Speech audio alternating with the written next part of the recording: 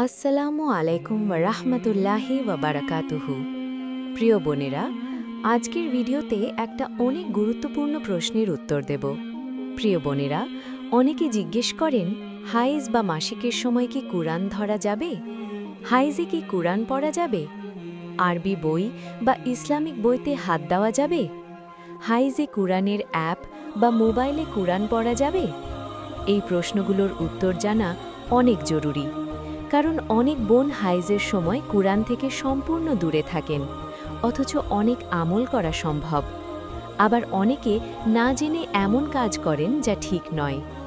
আজকে সাহিহ হাদিস ও আলেমদের মতের ভিত্তিতে সম্পূর্ণ উত্তর দেব। চলুন শুরু করি। বিসমিল্লাহ। অংশ ১। হাইজে কুরআন স্পর্শ করার বিষয় ইসলামের মূল কথা। প্রিয় বোনেরা, সবার আগে মূল কথাটা জানি। আল্লাহ বলেছেন, নিশ্চয়ই এটি সম্মানিত কুরআন, সুরক্ষিত কিতাবে, যা স্পর্শ করে না পবিত্ররা ছাড়া। সূরা বাকিয়া ৭৭-৭৯। এই আয়াতে পবিত্র বলতে কি বোঝানো হয়েছে, এই নিয়ে আলেমদের মধ্যে মতভেদ আছে। একটি মত, এখানে ফেরেশতাদের কথা বলা হয়েছে। আরেকটি মত, এখানে পাক পবিত্র মানুষের কথা বলা হয়েছে। এবং রাসূল সাল্লাল্লাহু আলাইহি ওয়াসাল্লাম বলেছেন, অজু ছাড়া কুরআন স্পর্শ করবে না। মুয়াত্তা মালিক, হাসান। এই হাদিস থেকে জানা যায়, কুরআন স্পর্শ করতে হলে পবিত্রতা দরকার। এখন প্রশ্ন হল, হাইজের নারী কি কুরআন স্পর্শ করতে পারবেন? এ বিষয়ে আলেমদের মধ্যে দুটি প্রধান মত আছে। অংশ ২। আলেমদের মত, হাইজে কুরআন স্পর্শ করা যাবে কি না? প্রিয় বোনেরা, এখন আলেমদের মতগুলো বলি। মত ১। জামহুর বা অধিকাংশ আলেমদের মত, হাইজের নারী সরাসরি হাত দিয়ে কুরআন স্পর্শ করবেন না।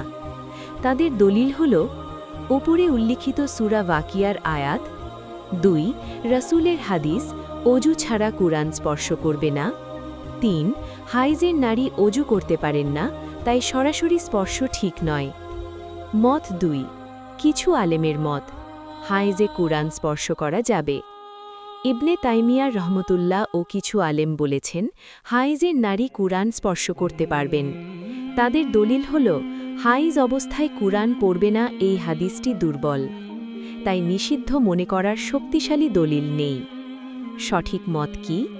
প্রিয় বোনেরা, এই বিষয়ে সতর্কতা অবলম্বন করা উত্তম।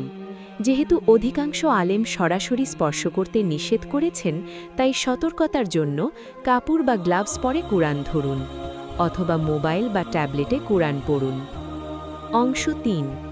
হাইজে কুরআন পড়া যাবে কি না? প্রিয় বোনেরা, এখন দ্বিতীয় প্রশ্ন, হাইজে কুরআন মুখে পড়া যাবে কি না? এ বিষয়েও আলেমদের মধ্যে মতভেদ আছে। মত ১। হাইজে কুরআন পড়া যাবে না।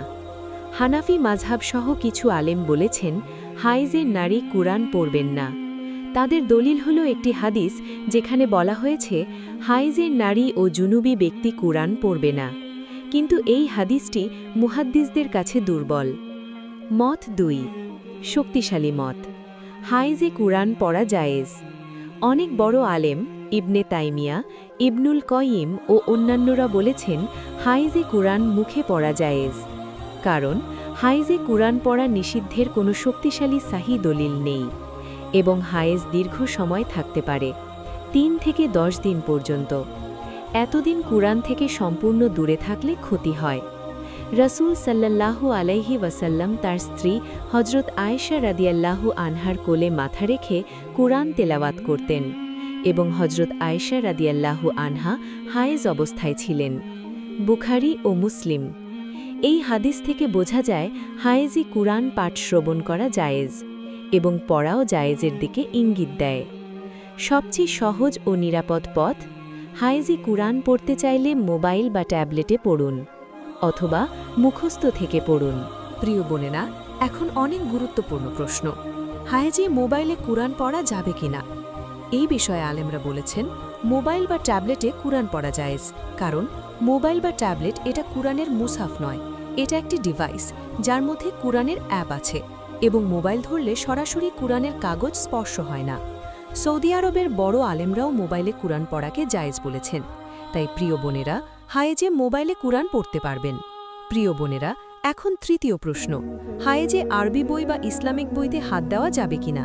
আলেমরা বলেছেন কুরআন ছাড়া অন্য যে কোনো বই ধরা জায়েজ, যেমন হাদিসের বই ধরা যাবে, ফিখের বই ধরা যাবে, ইসলামিক শিক্ষার বই ধরা যাবে, আরবি ভাষার বই ধরা যাবে, কারণ নিষেধাজ্ঞা শুধু কুরআনের মুসাফের জন্য, অন্য বইয়ের জন্য কোনো নিষেধাজ্ঞা নেই। তবে যেই বইতে কুরআনের আয়াত বেশি আছে সেটা সতর্কতার সাথে ধরুন, অথবা কাপড় দিয়ে ধরুন। প্রিয় বোনেরা, হায়েজে কোন কোন ইবাদত করা যাবে? প্রিয় বোনেরা, হায়েজে কুরআন ছাড়াও অনেক ইবাদত করা যাবে। অনেক বোন মনে করেন হায়েজে কোনো ইবাদতই করা যাবে না, এটা ভুল। হায়েজে যা করা যাবে: আমল 1, জিকির করুন, সুবহানাল্লাহ, আলহামদুলিল্লাহ, আল্লাহু আকবার, লা ইলাহা ইল্লাল্লাহ, এগুলো যে কোনো অবস্থায় পড়া যায়।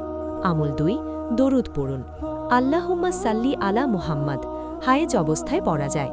আমল 3, ইস্তিগফার করুন, আস্তাগফিরুল্লাহ, বেশি বেশি পড়ুন।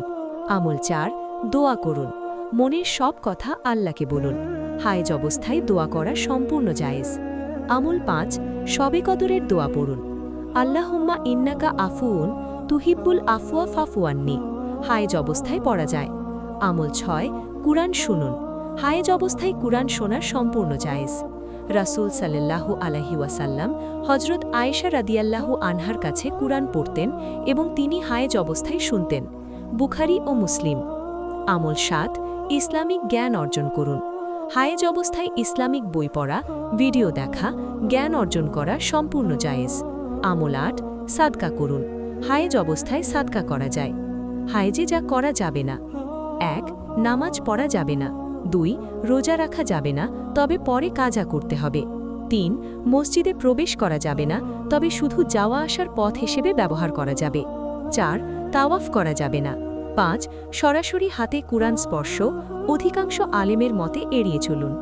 প্রিয় বোনেরা, একটা বিশেষ প্রশ্ন, হায়েজে কুরআনের আয়াত মুখস্থ করা বা রিভিশন করা যাবে কিনা? এ বিষয়ে আলেমরা বলেছেন হায়েজে কুরআনের আয়াত মুখস্থ থেকে মনে মনে পড়া জায়েজ এবং মুখে পড়াও অনেক আলেমের মতে জায়েজ। হাফেজা বোনদের জন্য বিশেষ ছাড়, যদি কেউ হাফেজা হন এবং হায়েজের কারণে কুরআন ভুলে যাওয়ার ভয় থাকে তাহলে মুখে পড়তে পারবেন, এটা প্রয়োজনের ছাড়। প্রিয় বোনেরা, সব কথার সারসংক্ষেপ সহজে মনে রাখুন: জায়েজ হায়েজে মোবাইলে কুরআন পড়া, হায়েজে কুরআন শোনা, জিকির, দরুদ, দোয়া, ইস্তেগফার জায়েজ। হায়েজে ইসলামিক বই, হাদিসের বই পড়া, কুরআনের অর্থ বা তাফসির পড়া জায়েজ। হায়েজে কুরআন মুখস্থ থেকে মনে মনে পড়া জায়েজ। সতর্কতা: হায়েজে সরাসরি হাতে কুরআন স্পর্শ সতর্কতার জন্য এড়িয়ে চলুন, যদি ধরতেই হয় কাপড় বা গ্লাভস পরে ধরুন। নিষেধ: হায়েজে নামাজ যাবে না, রোজা রাখা যাবে না, তবে পরে কাজা করতে হবে, তাওয়াফ করা যাবে না। প্রিয় বোনেরা, হায়েজে এই দোয়াগুলো পড়ুন। দোয়া 1, সাইয়্যিদুল ইস্তেগফার, আল্লাহুম্মা আনতা রাব্বি লা ইলাহা ইল্লা আনতা খালাকতানি ওয়া আনা আবদুকা ওয়া আনা আলা আহদিকা ওয়া ওয়াদিকা মাস্তাতাতু আউযু বিকা মিন শাররি মা সানাতু আবুউ লাকা বিনি'মাতিকা আলাইয়া ওয়া আবুউ বিযামবি ফাগফিরলি ফাইন্নাহু লা ইয়াগফিরু যুনুবা ইল্লা আনতা। অর্থ: হে আল্লাহ, তুমি আমার রব, তুমি ছাড়া কোনো ইলাহ নেই, তুমি আমাকে সৃষ্টি করেছ, আমি তোমার বান্দা, আমি আমার সাধ্যমতো তোমার সাথে ওয়াদা ও প্রতিশ্রুতিতে আছি। আমার কৃতকর্মের অনিষ্ট থেকে তোমার কাছে আশ্রয় চাই, তোমার নেয়ামত স্বীকার করছি এবং গুনাহ স্বীকার করছি, আমাকে মাফ করো, তুমি ছাড়া কেউ মাফ করতে পারে না। বুখারী। দোয়া 2, শবে কদর ও সাধারণের জন্য, আল্লাহুম্মা ইন্নাকা আফুউন তুহিব্বুল আফওয়া ফাফু আন্নি। অর্থ: হে আল্লাহ, তুমি ক্ষমাশীল, ক্ষমা করতে ভালোবাসো, আমাকে ক্ষমা করো। দোয়া 3, সকাল সন্ধ্যার জিকির, সুবহানাল্লাহি ওয়া বিহামদিহি 100 বার, লা ইলাহা ইল্লাল্লাহু ওয়াহদাহু লা শারীকা লাহু লাহুল মুলকু ওয়া লাহুল হামদু ওয়া হুয়া আলা কুল্লি শাইইন কাদির 10 বার। দোয়া 4, তাসবিহে ফাতেমি, ঘুমানোর আগে সুবহানাল্লাহি 33 বার, আলহামদুলিল্লাহি 33 বার, আল্লাহু আকবার 34 বার। বুখারী ও মুসলিম। প্রিয় বোনেরা, আজকের ভিডিওতে আমরা জানলাম হায়েজে সরাসরি কুরআন স্পর্শ না করাই সতর্কতার পথ, কিন্তু মোবাইলে কুরআন পড়া, কুরআন শোনা, জিকির, দোয়া সব করা যাবে। হায়েজ মানে ইবাদত বন্ধ নয়, হায়েজ আল্লাহর দেওয়া স্বাভাবিক অবস্থা। এই সময়েও আল্লাহকে ডাকুন, জিকির করুন, দোয়া করুন। আল্লাহ আপনার নিয়ত দেখেন, আল্লাহ তাআলা আমাদের সবার ইবাদত কবুল করুন, আমাদের সঠিক জ্ঞান দিন। আমিন। ভাই ও বোনেরা, এই ভিডিওটি এখনই আপনার মা ও বোনদের পাঠান। কমেন্টে লিখুন, ইয়া আল্লাহ, আমার ইবাদত কবুল করো। চ্যানেলটি সাবস্ক্রাইব করুন, বেল আইকনে ক্লিক করুন। আল্লাহ হাফেজ। আসসালামু আলাইকুম ওয়া রাহমাতুল্লাহ ওয়া বারাকাতুহু।